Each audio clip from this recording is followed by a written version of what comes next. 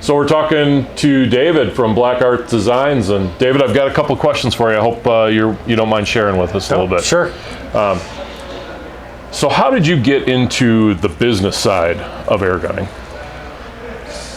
I'll try to make it short. We got all the time in the world. I spent over a decade as an investigator. Okay. And I liked it for a while, but I wanted to do something that was more for myself. And I have a creative side. So I've been searching for many years for that place where I could apply those techniques. So 3D printing was a hobby kind of for me. I like to make things. 3D printing was a place to do that. I used it for prototyping other materials that I make. And so probably about 7 years I've been searching for that place. And I was introduced to air guns by my friend Eric Fry, and fell in love with it and saw some of Hajimoto's products.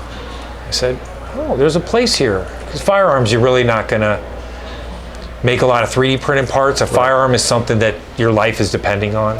Yeah, and I think when you start talking about chamber pressures, and while certainly we have some recoil forces to contend with, it is a little bit, in some cases, maybe almost gentler.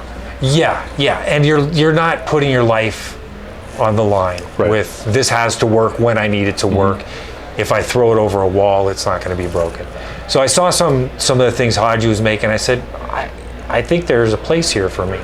And so I started making some things, showed them to some friends, and they really liked them. And I just decided to go for it. What was the first part you made where you were like, I can do this? It was a barrel band for a Wildcat Mark II with a custom Hugget shroud. Okay. Yeah, that was the first part I made, that barrel band. How long have you been doing stuff air gun? Did the air guns lead you to making products, or did products lead you to air guns? The desire to make my own things and have my own business is what led me to what I do now. Air guns were that avenue where I could take the two and put something together. So air guns are great, so much fun to shoot, and I really enjoyed it. Then I started making parts for them, and I lost my hobby in a way because now it's a business. I spend more time making and designing than I do shooting. We've talked about that, and that's every time you say that, I gotta be honest with you, man, it hurts my heart. Yeah.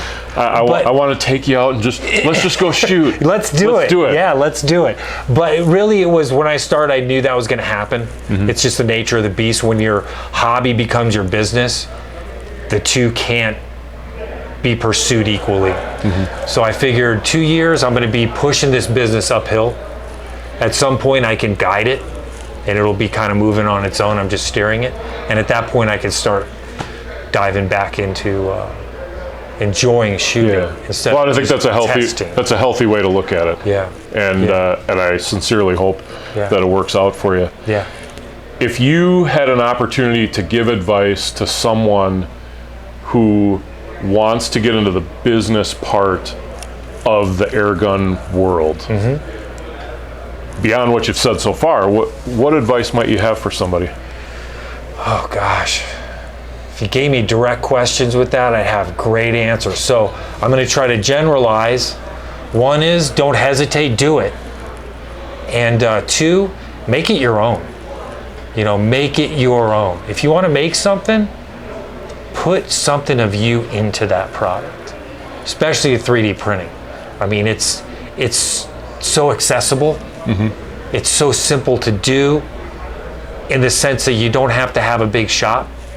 But in your designs, make it yours, because that's where you get to hold on to it as, part of you, and take pride in what you've got out there. Well, I've shot a bunch of your stuff. I mean, I have bits and pieces on a couple of different rifles of mine. I like that. And I've never been disappointed either with the functionality or the fit and finish or the appearance of it, thank you. which is really, you start hitting on a lot of things there. I mean, you're really making good stuff. So I'm excited to see what you got coming down the pipeline. Yeah, I got big plans, and I'm trying to pursue those. But it's a bigger mountain to climb, and it's a little slower process. But it's in the works. So, where do you see yourself 5 years from now?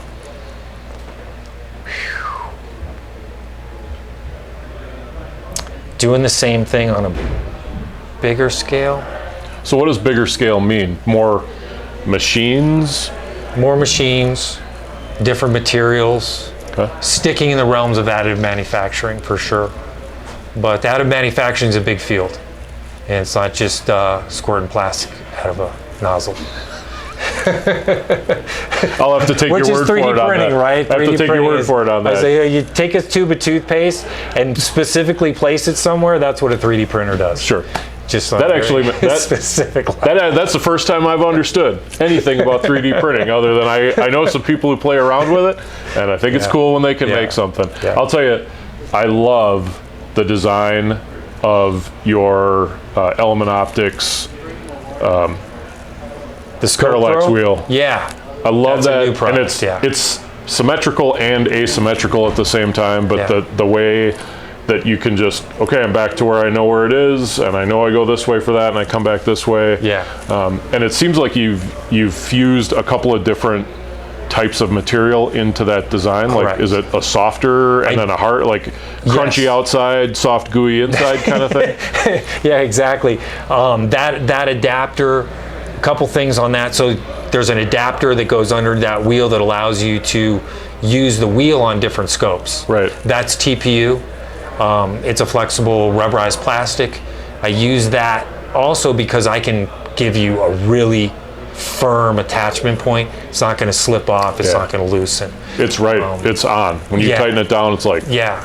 And that symmetrical design came from Franz Henning. He was using a different wheel I had last year. He was kind enough to try it out. Mm-hmm. And he had put some green tape on one location on the wheel. And at first I was like, there's no markings. Right. And he was just using that as a general area that he could go back to.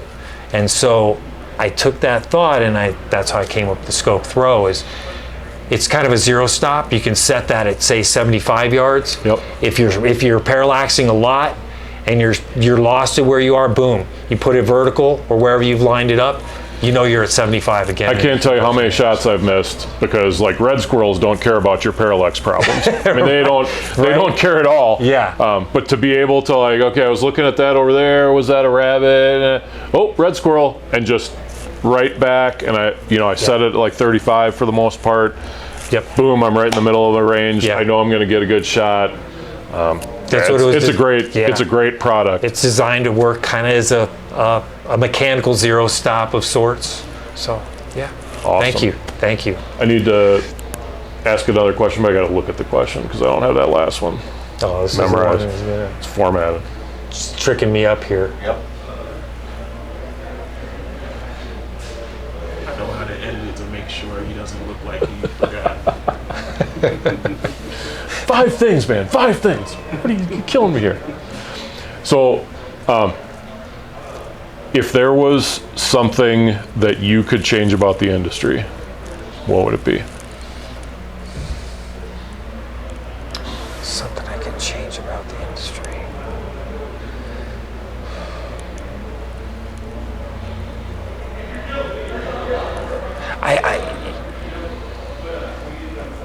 I think the industry is in a good place.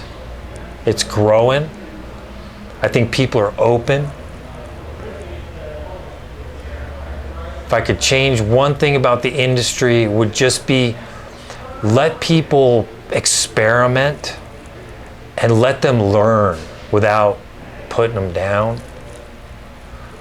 That's the one thing I'll see is someone will come into the industry as new and they'll say, hey, I want to try this out. And people will tell them how it's not going to work. This is not going to work for this reason. It's not going to work for that reason. Even though no one's done it before, it's kind of it's a new idea or a new take on an old idea. Let them try it out, let people experiment, because a lot of times you're going to go down a rabbit hole that may lead nowhere, but on the way to the bottom of that rabbit hole, there's a side path that you may not have seen. So I think that's where it is keep an open mind and try things out.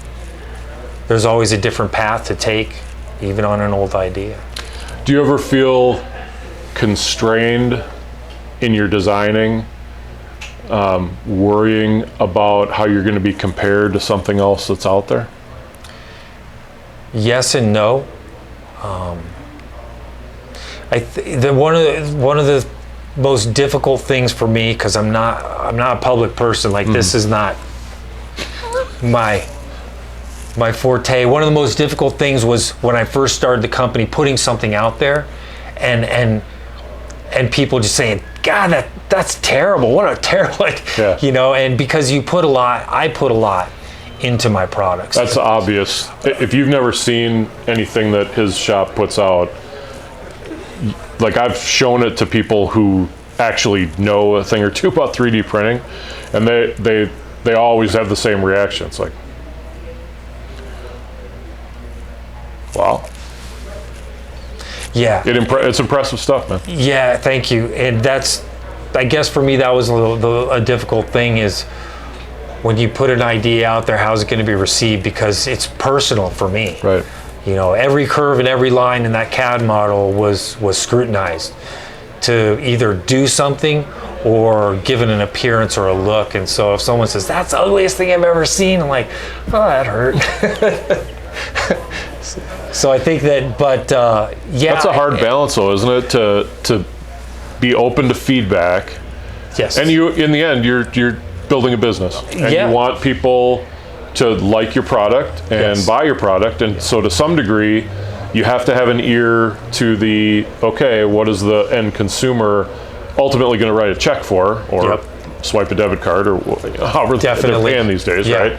And on the other side, having the conviction that I know that I'm designing something that works, and I have some passion for it, and you almost, I imagine, need to put a little bit of that pride aside, or you could shut yourself down to what might actually be an innovation based on some criticism. I imagine that's really challenging. Yeah, and you get criticism, that's the name of the game, but like I said, I'm not like a public guy. Right. You know, you don't see me on Facebook doing videos and stuff, and just not my personality. Sure. But yeah, that's a challenge, and you do, like you said, I might like something a lot, but if nobody else likes it, my business isn't going to stick around very long. Right. And, I do have a couple of products that have not done well. And to me, they're brilliant ideas, but that's the name of the game too. I'll tell you, the other one I really love is the mirror for the front, so you can see your pressure gauge from the side. Yeah. Like there's some brilliant stuff that you've come up with. Thank you. Yeah, it's not the prettiest one, but it works really well. No, it works really well. And there's a point at which I don't want to look down the barrel of a gun any more than I have to. Right. So I'll take a little. Yeah, especially if you come from a firearms background or what you do. It's almost where you're blasphemy. training. It's almost blasphemy to look down the barrel. It's very hard to. Yeah. But you got to see the pressure gauge. You got to know what's in there. You do, yeah. Well, David, I really appreciate your time today. Yeah. I wish you nothing but success in the industry, and you take care. Thanks, PJ. And we'll see you out there shooting very soon. Because we're going to get you out there. Yes, sir. We're going to get you out there. All right, thanks, man. All right, thank you.